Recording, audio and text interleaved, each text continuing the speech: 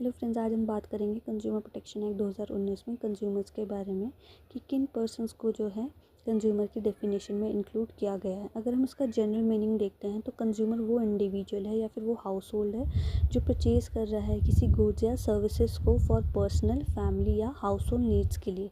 पर इसमें किन किन चीज़ों में इंक्लूड नहीं किया गया है कि अगर आप कोई भी गुड या फिर कोई भी सर्विसेज को अवेल करो किसी बिजनेस पर्पसेस के लिए, किसी रीसेल पर्पसेस के लिए या फिर प्रॉफिट जनरेशन के लिए, तो आप जो है कंज्यूमर की डेफिनेशन में इंक्लूड नहीं किए जाएंगे।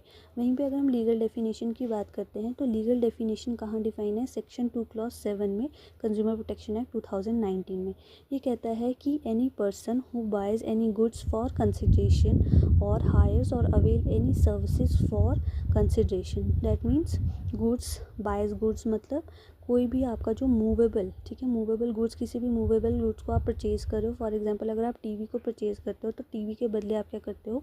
पेमेंट करते हो। तो वो पेमेंट क्या हो सकता है? कैश में भी हो सकता है, पेड इन लेटर भी हो सकता है, partly paid and partly promised भी हो सकता है, और डेफिट पेमेंट भी हो सकता है। डेफिट पेमेंट वो पेमेंट होती है जो हम फिक्स करते हैं फ्यूचर डेट में पे करने के लिए, ठीक है।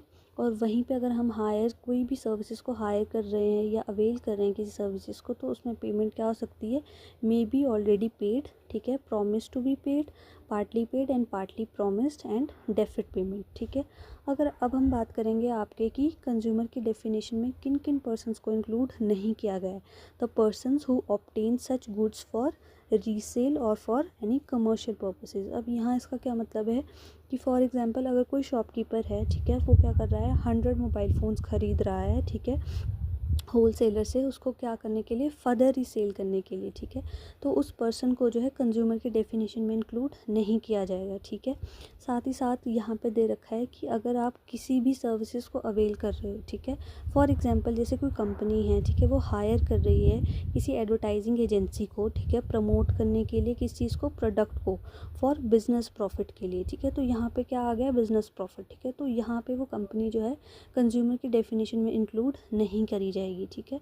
अब यहाँ दे रखा है कि एक्सप्लेनेशन कमर्शियल पर्पसेस। अब कमर्शियल पर्पसेस में जो है आपका सेल्फ एम्प्लॉयमेंट को इंक्लूड नहीं किया गया है। क्यों नहीं किया गया है? क्योंकि सेल्फ एम्प्लॉयमेंट जो है आपका किससे रिलेटेड है? सेल्फ एम्प्लॉयमेंट को कंसिडर किया जाता है एज अ लाइवलीहुड, ठीक है। इसीलिए जो है इसको कमर्शियल पर्पसेस की मीनिंग में इंक्लूड नहीं किया गया है।